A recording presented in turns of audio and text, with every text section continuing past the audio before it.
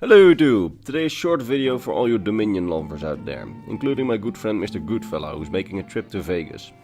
Today we will talk about the composition of the Altmeri armies during the 4th era, or at least what we know about them, which frankly isn't much, and I want to keep that most information that we have in here either factual or speculation based upon facts that we have, and no wild speculation upon things that seem logical.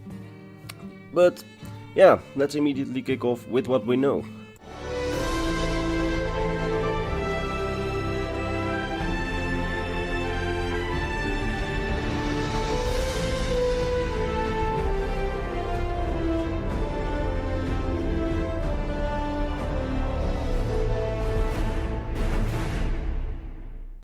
From what we know, the armed forces of the Altmeri Dominion are largely the same as a traditional army. However, something that's quite interesting is that due to the magical nation of the Altmer, who are the main race represented in the army, this army has a strong reliance on magic.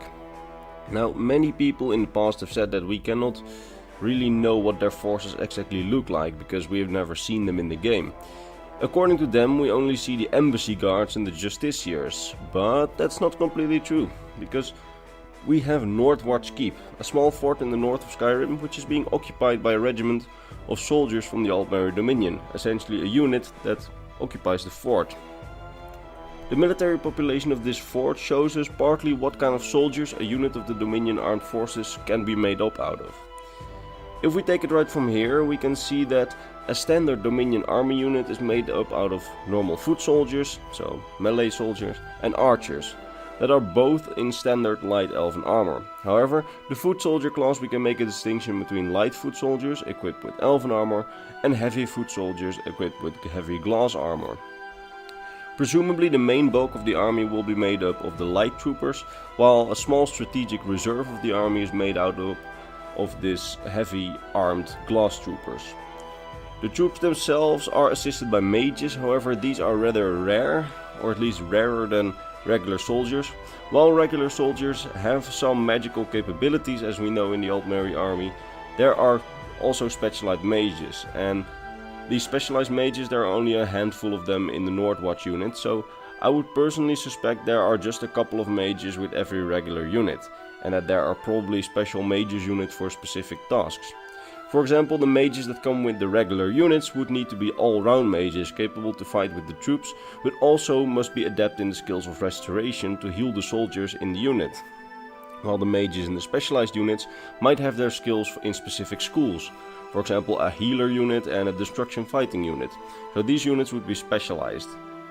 We also know that the Altmeri army has specialized special small mage units composed out of highly skilled battle mages to send behind the enemy lines and practice raids. These are very small raiding parties.